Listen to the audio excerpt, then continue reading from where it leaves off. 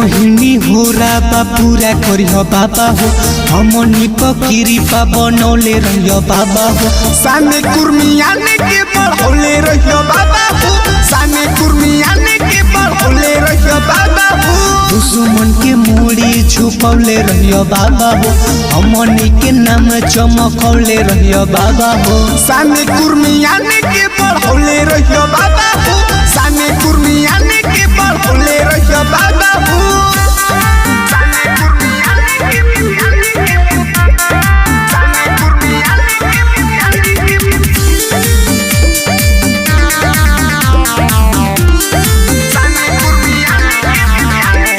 देवो के देव महादेव कहाले जानेला पूरा सृष्टि लौकु से वंशी के वंश पै बाबा रखो मैं अपन दृष्टि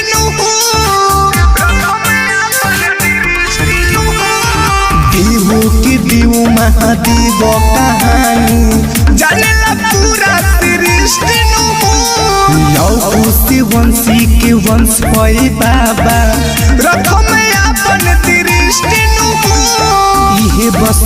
की छबा पूरा करिह बाबा हो इहे बस बिनती बा पूरा करिह बाबा हो साने कुर्मियाने के बढ़ौले रहियो बाबा हो साने कुर्मियाने के बढ़ौले रहियो बाबा हो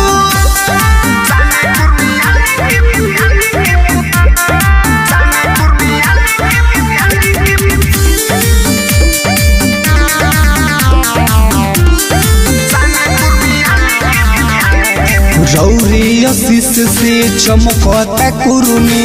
सबर बन के सितारा अगलो जन्म में मिले जाना मामा पटेल जी के घराना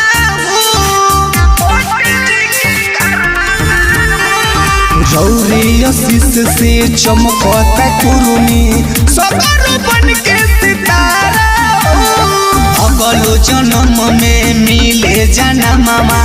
पटेल जी के घराना